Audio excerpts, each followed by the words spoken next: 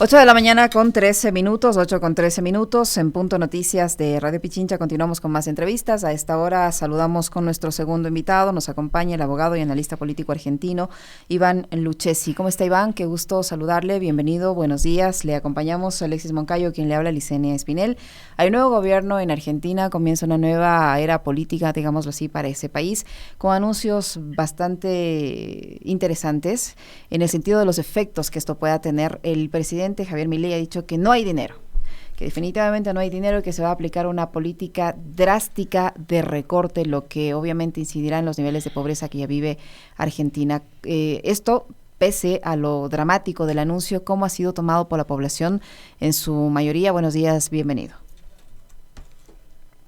Buenos días, querido Alexis, Licia. Es un verdadero honor para mí poder Licenia. estar aquí representando en cierta medida parte de la voz popular, ¿no? de mi país, de Argentina, en torno a esta situación bueno, bastante tensa, crítica, candente, álgida, ¿no? que estamos viviendo.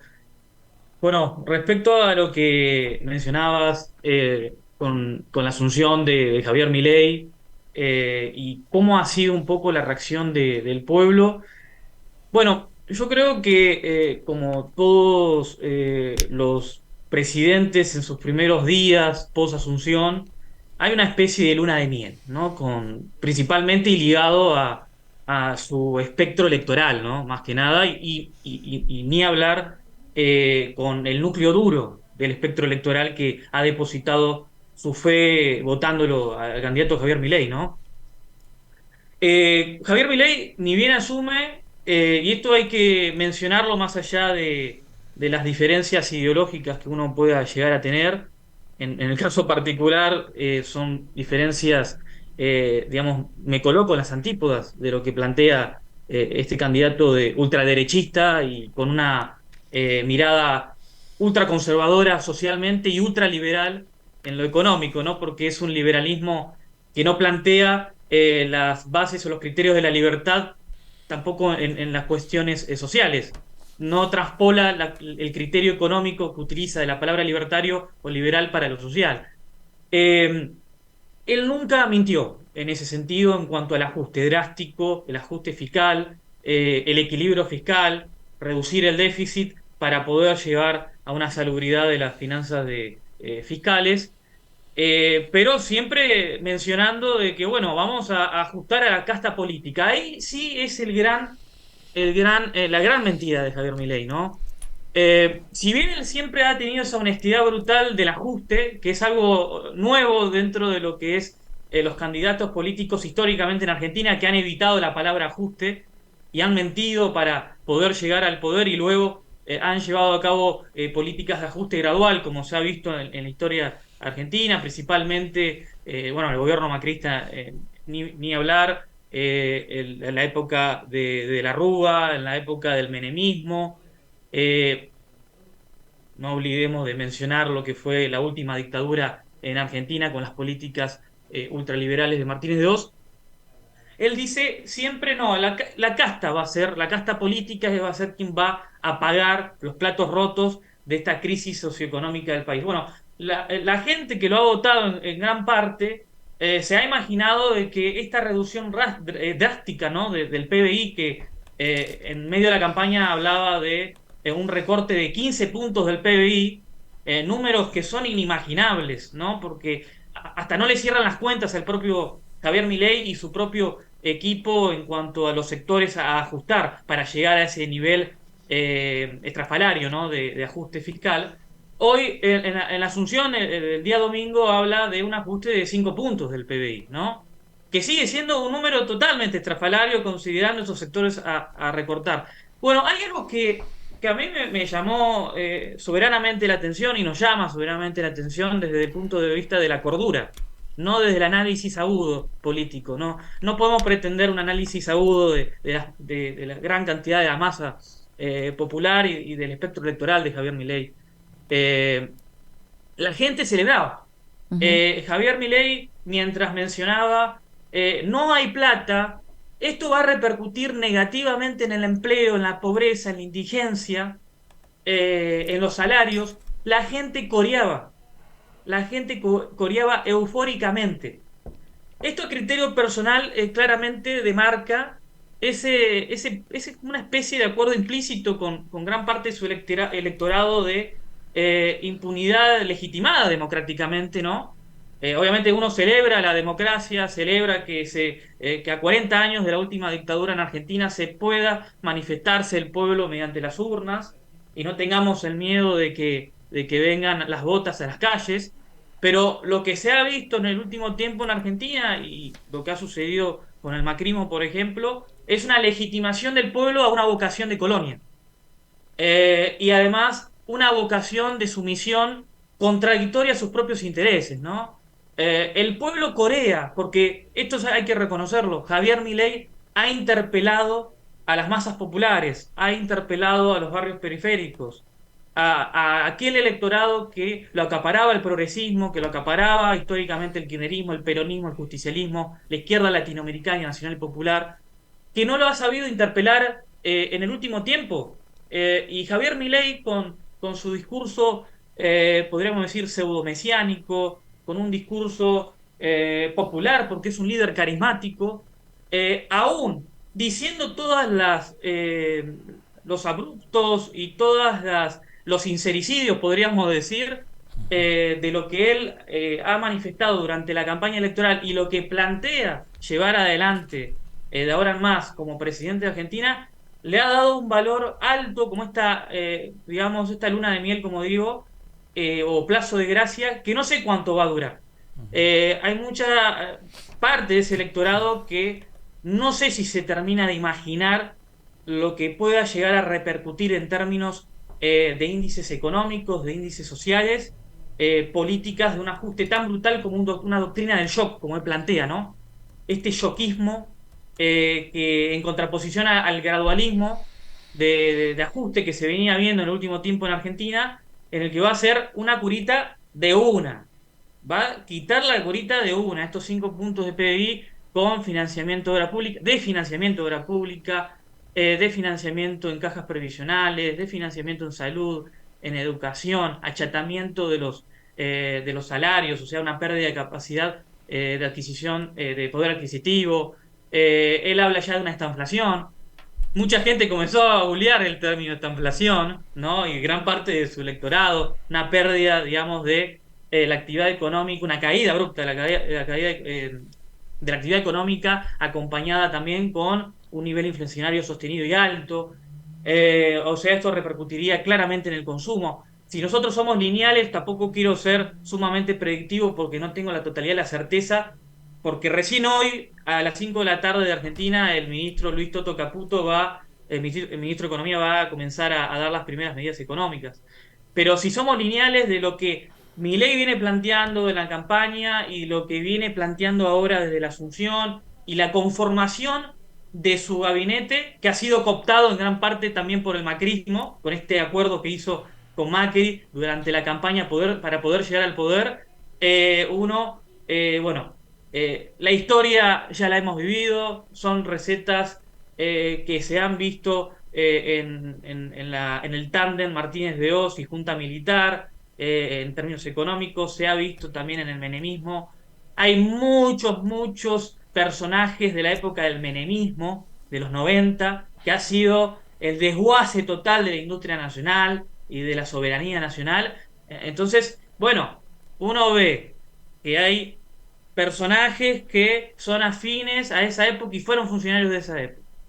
Vemos que hay una decisión y una voluntad política de llevar a cabo no solamente desde la retórica, sino que también de la praxis del ajuste fiscal brutal y del yoquismo. Bueno, uno obviamente que le desea lo mejor al país y acá en Argentina todos cuando nos saludamos decimos queremos lo mejor para nuestro país, claramente que queremos lo mejor, pero estas políticas sabemos que es, digamos, ir es agarrar un auto, una Ferrari a 500 kilómetros por hora y estrolarnos contra una pared acá a 120 metros de distancia.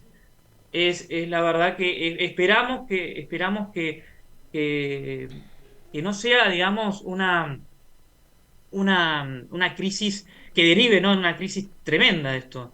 que linealmente, como les digo, son recetas que ya se han aplicado y el pueblo lo ha sufrido, y el ajuste no es la casta política, el ajuste es a las grandes mayorías populares, a los grandes sectores de la sociedad que lo han terminado votando, lo han votado. Iván, hay dos decisiones que ha tomado en primera instancia Milei que pueden resultar muy polémicas, pero que nos gustaría que nos comente cuál ha sido el nivel de reacción a estas, y que tiene que ver mucho con lo político, pero también con la visión de Estado y de país que tiene el nuevo presidente de Argentina. Entonces, en medida de el ajuste del que él habló, ha recortado a la mitad el número de ministerios y por Sí. otro lado le ha dado funciones a su hermana, que entiendo va a ser como una jefa de gabinete, alguna cosa por el estilo. Estas dos decisiones, ¿qué reacciones han generado en Argentina? Bueno, yo lo que lo voy a responder es siempre desde la óptica de su electorado, ¿no? Él gana con un 55%, de lo cual es una composición electoral es muy alta, proveniente de lo que es del sector del macrismo, ¿no? Nosotros cuando hacíamos el análisis en el balotaje, no pensábamos quizás que iba a haber una transpolación tan lineal de ese margen de votantes de Patricia Bullrich, que hoy es la actual ministra de Seguridad. Por eso la crítica que él hacía, digamos, anticasta, terminó siendo cooptado por la propia casta que criticaba, esa casta más oligárquica, una casta política tradicional que en donde Mauricio Macri le ha cooptado gran parte del gabinete, con el ministro de Economía, de Defensa y Seguridad, nada más y nada menos, y el director del Banco Central. Con respecto a la reducción de ministerios, que pasó de 18 a 9 a la mitad, bueno, es algo que él siempre lo ha dicho. Es más, de hecho, ha llegado a decir de 6 ministerios, no solo 9. Ha llegado a decir que el Ministerio de Salud tendría que pasar a ser una secretaría, mantiene el Ministerio de Salud. A la gente eso no le ha repercutido, claramente, no le ha repercutido. De hecho, la gente lo ve como, lo celebra. Yo hablo siempre no de su electorado, ¿no? Y más que nada su núcleo duro, que es un 30% de la composición del padrón electoral. El núcleo duro, digamos, mileísta, ¿no? Ujú. Eh, que luego es para hacer un análisis de cómo está compuesto ese núcleo duro también mileísta, ¿no? Ese es que no es totalmente férreo tampoco. Si bien ahora sí en la coyuntura es férreo, vamos a ver cómo va suscitando a raíz de los acontecimientos políticos. Pero no ha repercutido de forma negativa en el electorado que ha depositado su voto en Javier Milei. Es más, lo ven como algo positivo, una reducción, un achicamiento del Estado en ese sentido. Ahora, uno, siendo, digamos, con una mano en el corazón, que no haya un ministerio de trabajo, que no haya un ministerio de educación, que no haya un ministerio de ambiente, eh, carteras que son tan importantes en los tiempos actuales y en términos históricos, ¿no?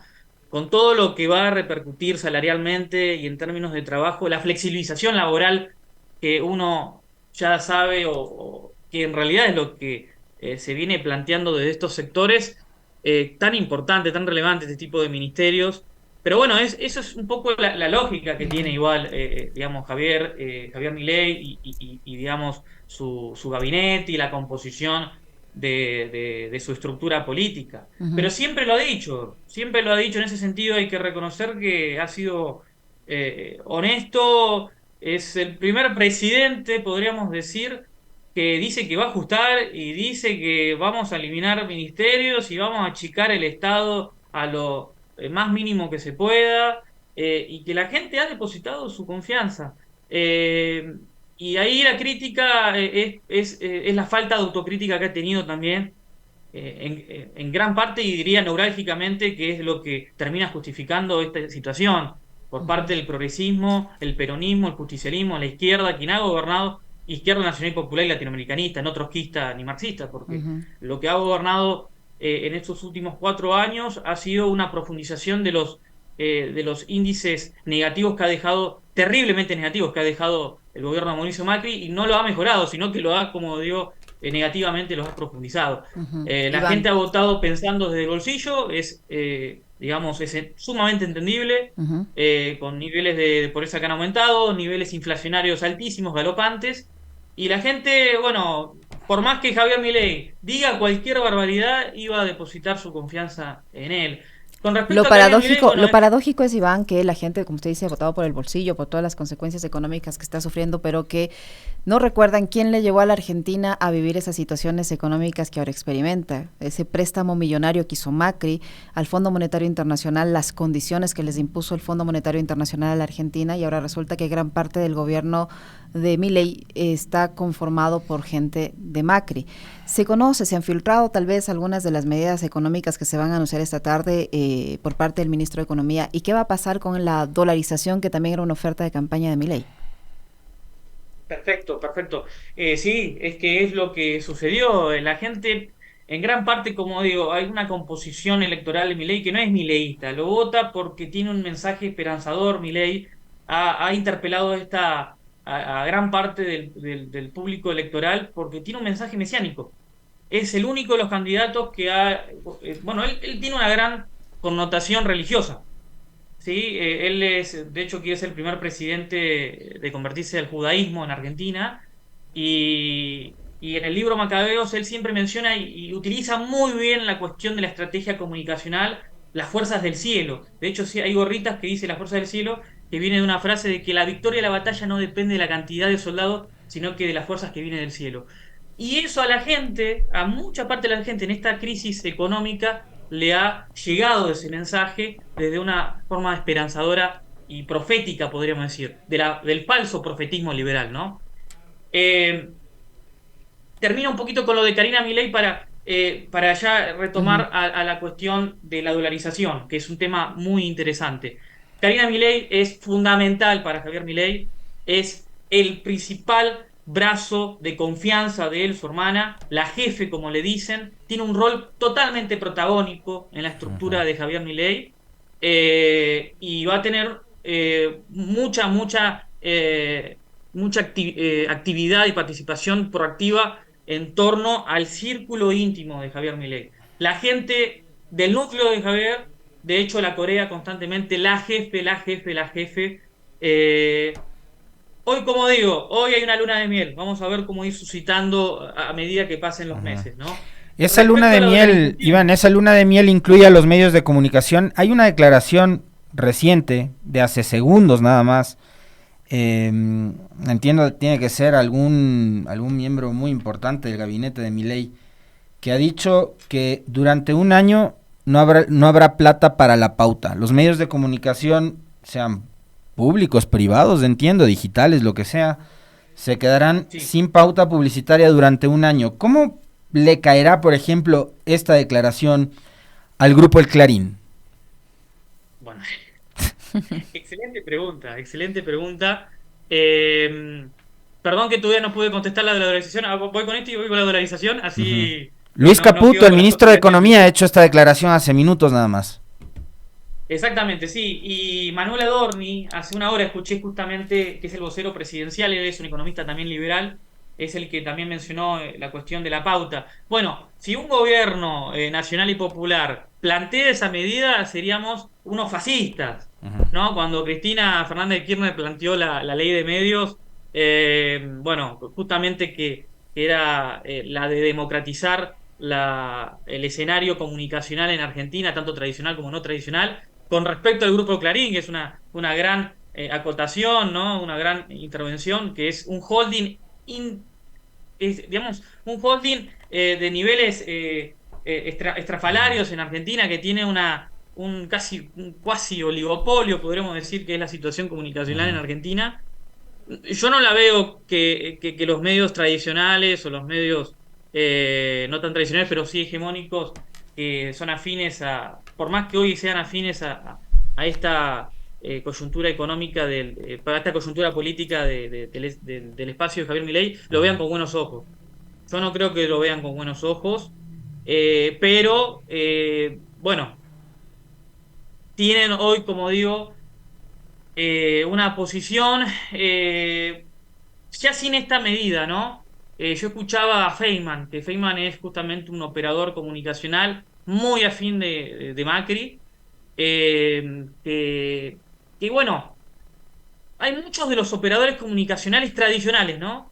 Que no es que están con Javier Milei, sí acompañan lo que fue el macrismo. Hoy el macrismo, Mauricio Macri es el gran ganador porque no tiene responsabilidades gubernamentales, pero tiene representantes a su nombre, sus personeros, en el gabinete de Javier Milei. Entonces, ante su antikirchnerismo, su antiprogresismo, su antiizquierdismo o antiperonismo, mejor dicho, terminan apoyando a Javier Milei, pero siendo cautos y a sabiendas de que esto puede terminar con consecuencias muy negativas. Feynman ya lo dijo, o sea, Feynman ya se comienza a demarcar de poquito. Que la gente sepa lo que votó.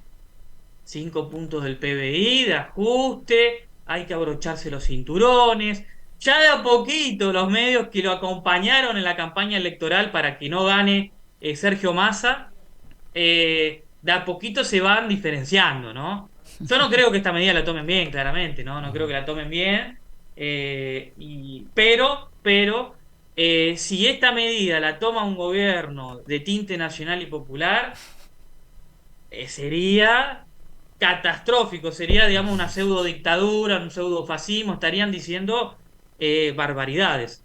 Aquí yo creo que, bueno, van a ser, no van a ser tan críticos, tan vehementes por lo menos, ¿no? Ujú.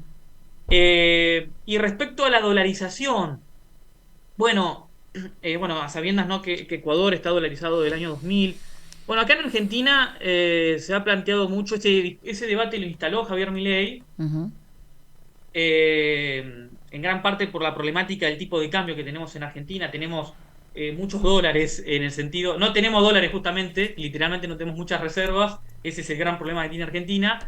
Sí tenemos muchos tipos de cambio en dólar, el dólar, paralelos, ¿no? El dólar exportación, el dólar turismo. No hay una unificación del dólar oficial, ¿sí? Que siempre termina retrasado con el dólar blue, la gente no tiene capacidad de comprarlo, hay un cepo cambiario ya hace 4 o 5 años, eh, o sea, hay impedimento para acceder al dólar.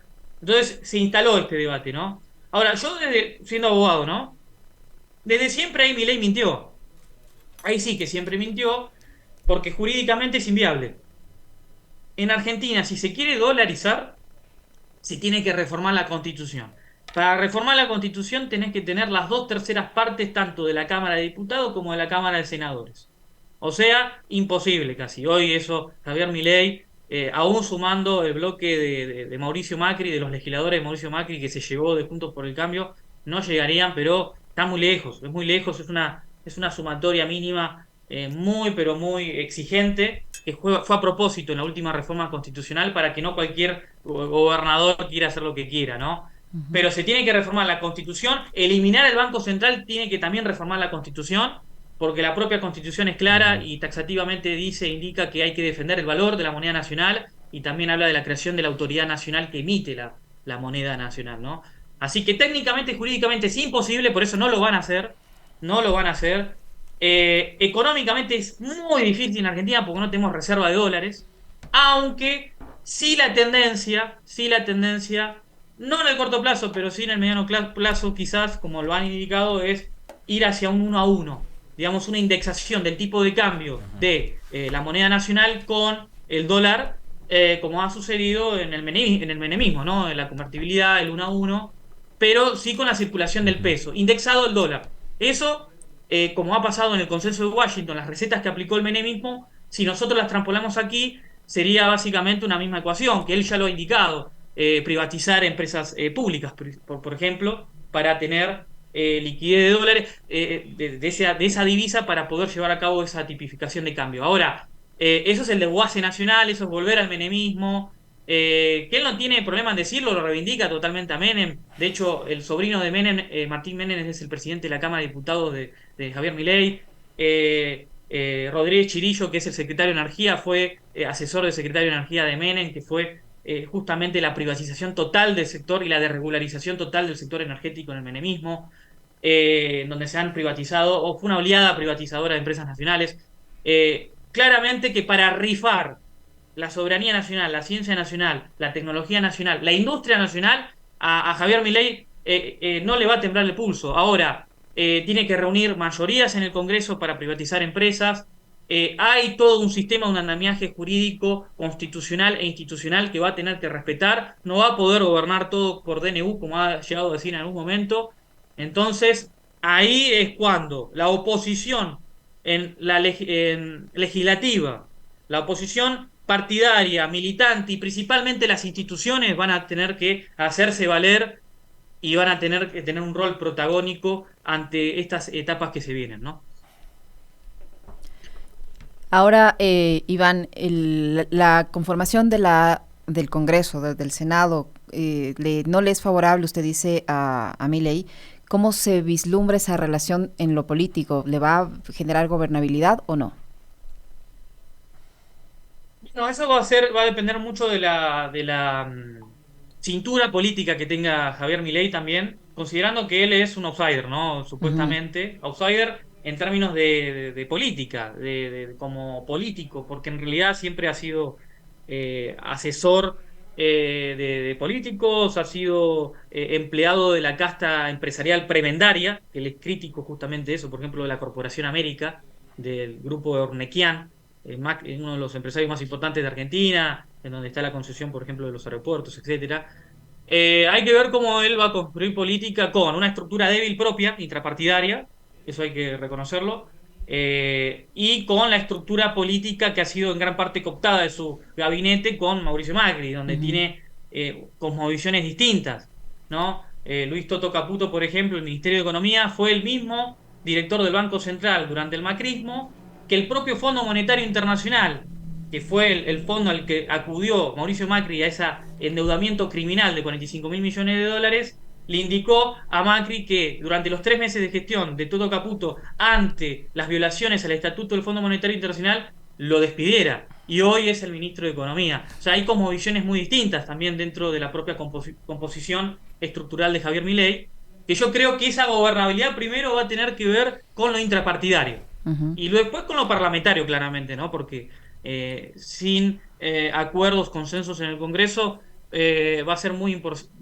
pero muy difícil que los paquetes y las medidas y las leyes que quieran oficializar, sancionar y luego promulgar se puedan concretar, ¿no? Pero yo creo que Javier Milei tiene el gran desafío de la gobernabilidad intrapartidaria, ¿no? Donde tiene un ministro de Economía donde él lo ha criticado duramente. Muy duramente, le ha llegado a decir, se ha fugado 15.000 millones de dólares y por eso el Fondo Monetario Internacional lo despidió. Y ahora es un ministro de Economía. Y ahora tiene que hablar bien. Milei pasó de un académico, de un panelista, pasó a ser hoy un político. Se Uh-huh. transformó de un académico teórico abstracto del anarcocapitalismo a un Chicago Boy, a un liberal clásico político. Porque bueno, ese es el baño de realidad que le tocó. Él sabía que si no llegaba, bueno, ya se transformó en un político cuando se da el apoyo, se da la mano con Mauricio Macri para ganar el balotaje contra Sergio Massa. Ahora, por ejemplo, la pelea que tiene con Victoria Villarruel, su vicepresidenta, personaje al que particularmente es de tener mucha observación particular con ella y a la cual tiene otros intereses distintos a los de Javier Milei, principalmente acaparando ese electorado más conservador, ultraconservador, ¿no? Negacionista de la dictadura, con filiaciones a las épocas más oscuras dictatoriales de Argentina. Se ha peleado hasta con Victoria Villarruel porque Victoria Villarruel quería ser también la ministra de Defensa. Y el Ministerio de Defensa ahora de Luis Petri, el candidato vicepresidente de Patricia Bullrich, puesto por Mauricio Macri. O sea, esos son los temas que va a tener que también Javier Milei tener mucha cintura política intrapartidariamente, también para tener un pacto de cogobernabilidad y de gobernabilidad en el Parlamento y cómo construir política para sumar consensos en el Parlamento, ¿no? En el Congreso. Uh-huh. Muchísimas gracias, Iván. Muy interesante conversar con usted, muy gentil. Muy Vamos a estar amable. pendientes de las medidas que anuncien esta tarde. Gracias. Muchas gracias a ustedes. Ha sido un honor.